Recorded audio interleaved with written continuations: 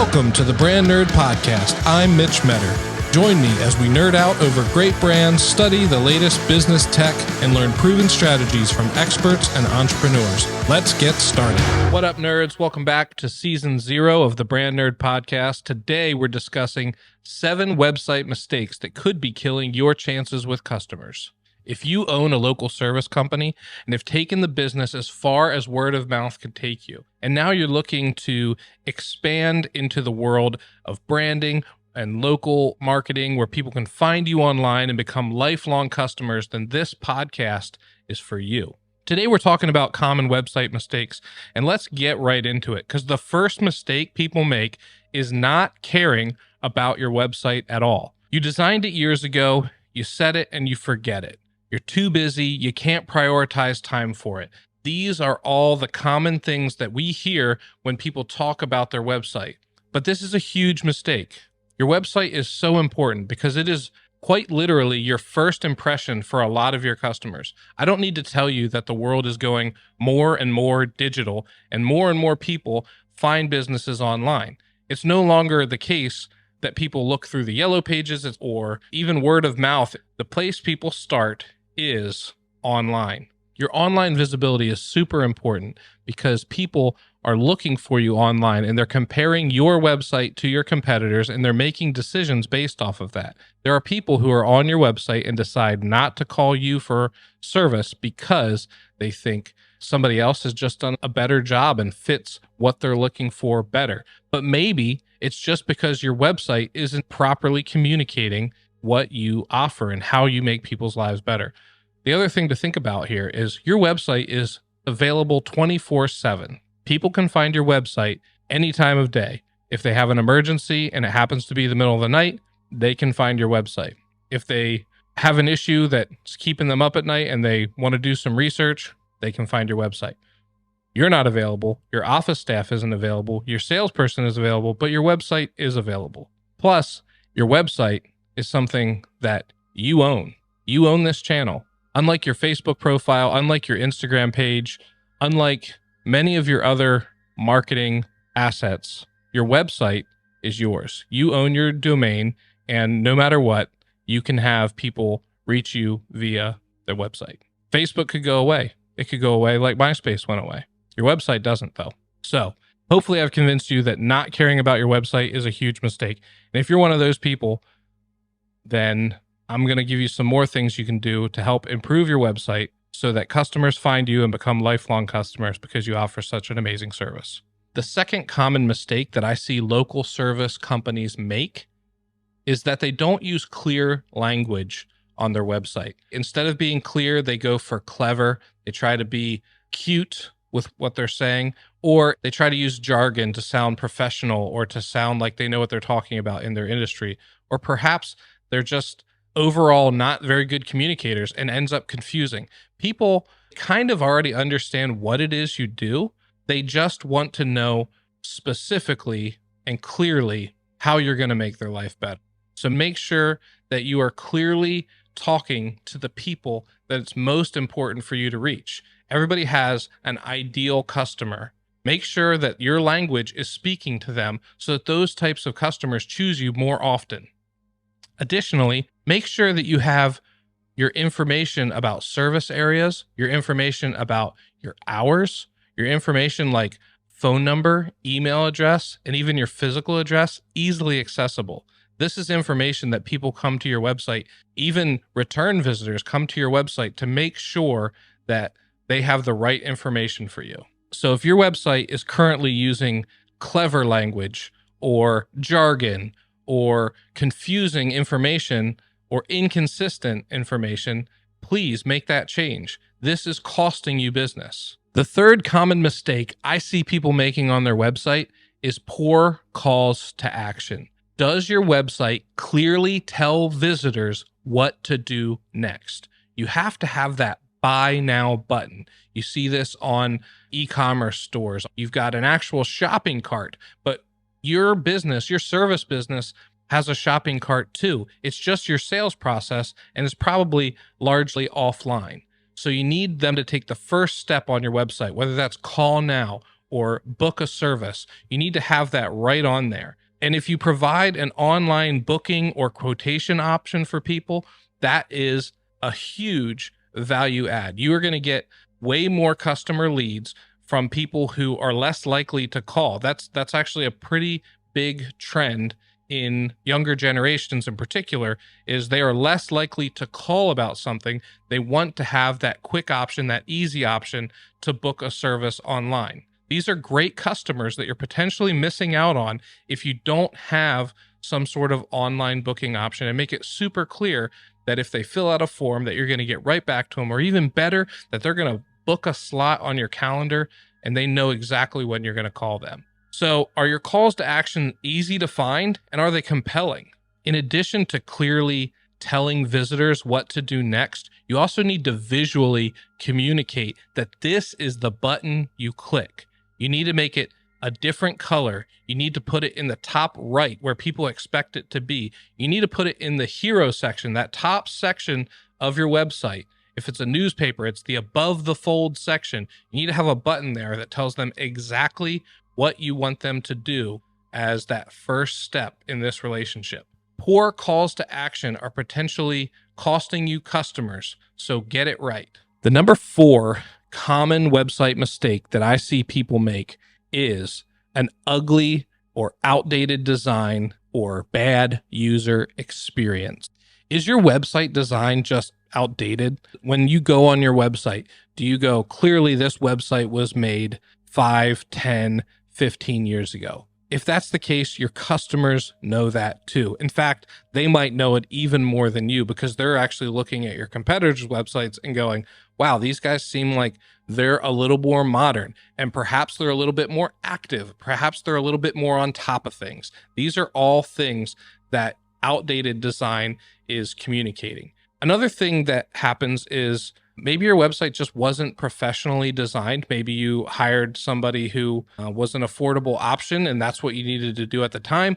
But now your business needs to be taken more seriously online, and it's time to get a design that clearly demonstrates your professionalism online. Is your website mobile friendly? People access your website more from a mobile device than they do from a desktop. Probably almost 2 times mobile to every 1 time desktop for most service businesses. So it's very important that not only is your website mobile friendly, but you should be using a mobile first design. You should be starting the thought process, the design process around a mobile device, and then building the desktop experience off of that. That is different than the way a lot of web designers work. They start desktop and they work down to mobile. You should be starting mobile first and then scaling to desktop. Remember, people are accessing your website from phones. They're accessing their website from tablets like iPads. They're accessing your website from laptops and desktops. They're even accessing your website from televisions now. So it's important that you have a website that scales to each of these screen sizes, whether scaling down or scaling up, and delivers your message and delivers your brand and your values as beautifully as possible on each of these devices. Similarly, the text on your website should be easy to read on any of these devices. Remember that not only do people look at it on mobile, they're reading paragraphs on mobile. So you have to make the text big enough to actually be read. This can be confusing or turn people off, and it might even be subconscious. They might not consciously go away from your website, but because you've confused them or you've overcomplicated the process by not having the right text size, they will move on. Maybe your website's beautiful. Maybe it's modern. Maybe it's all the things we've talked about so far, but it's a bad user experience. Do you know what I mean by that? A bad user experience. That's when they can't find the buttons that they need to click on.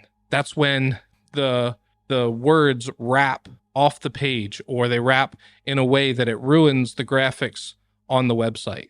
A bad user experience can also be a major turnoff and can cost you opportunities with customers. All right, so we've made our way to number 5 on the common website mistakes that local service companies often make on their website. And the reason all of these are so important is because if you're not getting this right, you're actually missing out on opportunities for more customers. Great customers are slipping through your fingers if your website isn't doing these things well. And number 5 is your website is missing social proof. What do I mean by this? It's missing evidence that people are experiencing your company and they are enjoying working with you. Do you display customer testimonials or reviews on your website? This is the modern day word of mouth. Yes, word of mouth is still a thing. You still, when you're looking for a service company, you go, hey, who did your roof? Who did your plumbing? Who did your new air conditioning unit? However, there are plenty of people that still start with the internet and they're looking for confirmation. They want to see confirmation of their expectations being met. Another way that you can do this is with case studies showing the results of your work. You can actually show demonstrably how you have saved customers money on their electricity bill. You can show customers the timeline of a project so that they understand what they're getting into. These case studies also act as social proof to demonstrate your brand value. When we talk about brand, we talk about setting an expectation and then delivering against those expectations. If you set an expectation and then you meet or exceed that expectation, that is what builds a good brand. In its simplest form, that's the way we look at it. So the social proof is actually showing examples of ways that you've met expectations or exceeded expectations for customers in the past. Additionally, you can talk about any awards or recognitions that your company has received. These are great too. You can also do a portfolio on your website that shows before and after photos of the amazing work that you've done. People are visual. They love to see that kind of stuff. They love images and videos. So if you want to level up your social proof game, then use video testimonials, use images and videos to show before and after that really get customers excited to do business with you. The 6th common mistake I see businesses make on their website is that your content is outdated or irrelevant. We already covered a little bit about what it's like to have an outdated design. The content on your website can also be outdated or irrelevant. Think of it in terms of what people actually search for online. Does your content answer the common customer questions? If you're a roofing company and people are wondering how much does a new roof cost, do you have a page on your website that explains how much a new roof costs, what the process is like in working with you, what they should avoid, and what they can expect from a quality roofing company like yours? In the same vein, when was the last time you posted on your blog? And is the content actually helpful?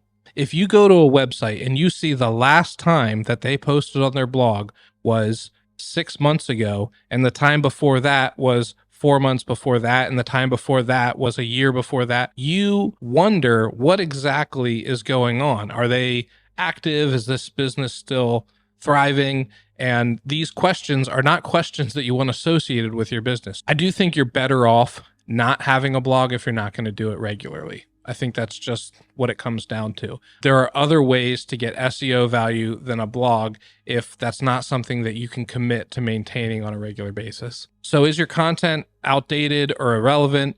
What about the images and videos that are on your website? If you're a dentist and you have a picture of a family on the beach and they're all smiling, yes, you found a picture with people with great teeth, but does that really align with the message of the rest of the website? You should have somebody having a great experience in your dental office. It shouldn't be a stock photo of a family on a beach. It should be somebody in your office, whether it's the waiting room or in the actual chair, and having a good experience, a good interaction with an employee or with a dentist. So that is another huge indicator that your website might be turning customers off if your images or your content overall is outdated or irrelevant. All right, we've made it to number 7 on our list of 7 common website mistakes that could be killing your chances with customers. And number 7, this is probably the nerdiest of all the things on this list, is a lack of search engine optimization. We call this SEO here in the biz. And you've probably heard that word thrown around, but because I don't like to speak in jargon, I like to use the real term, which is search engine optimization, or even more clearly said, I help you rank higher on search engines like Google, like Bing, like DuckDuckGo. So if your website is not adequately optimized for search engines, you're going to be missing out on chances with customers. Are you using relevant keywords to your local service business? In other words, are the things that people are actually searching for, are they things that appear on your website? If somebody searches for something, the way that Google identifies a good fit is they scan your website on a regular basis and they know the words that are on there and they match you up with that search query. And the more often that people find that page helpful, the further up the page you get boosted. So making sure that the keywords, the actual words, the important words on your page, make sure that those are relevant to the things people are searching for. Another thing that Google and other search engines look at is your site speed. And this can get a little bit technical, but if the images on your website are too big, the actual file size is too big, if there's so many pixels, more pixels than you actually need for where that image goes, if the actual code of your website is written in a way that isn't very simple and therefore takes longer to load, then you actually are lowering your chances at being ranked higher on Google. And the reason for that is if people have a poor connection, then it actually takes longer to load. And even if they have a great connection and somebody else's site loads faster, then they're on that site first. Some other things that are important are actual SEO tags, like meta tags, your title and description on all your pages. The title tag is actually the blue clickable text that you see on a Google search. When all those different search options that come up, there's the blue words, that's your title tag. And the meta description is the smaller print underneath. And over the years, Google has done a much better job at bringing more and more relevant information from around your site into your search listing. But those two are two of the main things that help you rank higher on search and tell Google what you're actually trying to communicate. Additionally, that title tag needs to be something clickable. It needs to be of interest to the person who's searching. One of the most important things to do for a local service business is to make sure your business is listed on Google My Business. If you don't have this, press pause and do it now. It's that important. You have to be listed on Google My Business. It is the first thing that pops up in most near me type searches. If I'm looking for a electrician near me, the thing that pops up is a map. That means that all the people that spent tons of time with their SEO are below the map. The map is first. So if somebody is right up the road from you and looking for an electrician and you're not on Google My Business, you have a serious problem. Additionally, once you're on Google My Business, you have to be getting reviews there because that is the main thing that Google looks at when it looks for positioning you on that map. Build reviews into your process. When you send that final invoice, when you send that last piece of communication, make sure you're asking for a review.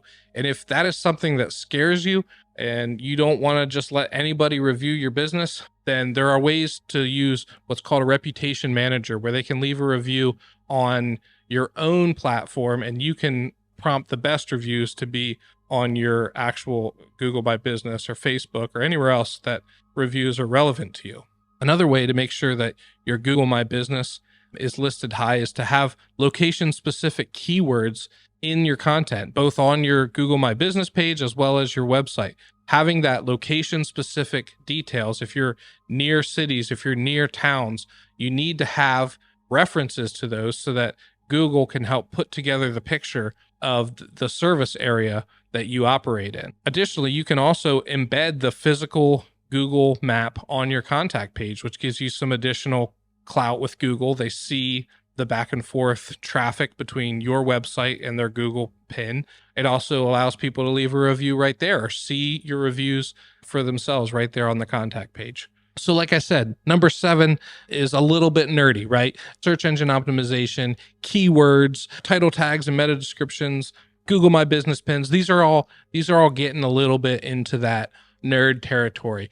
And if you're looking for someone to help you with this, I've put together a checklist. It's a do-it-yourself checklist to help you get through a lot of these things. It's easy to understand why these things help you, but doing this is not simple. But this guide will help you get over a lot of the learning curve and be able to do those things. So let's just recap all 7 of these things. These are the 7 website mistakes that could be killing your chances with customers. Number 1, you don't care about your website. Number 2, you are using unclear language. Number 3, you have poor calls to action.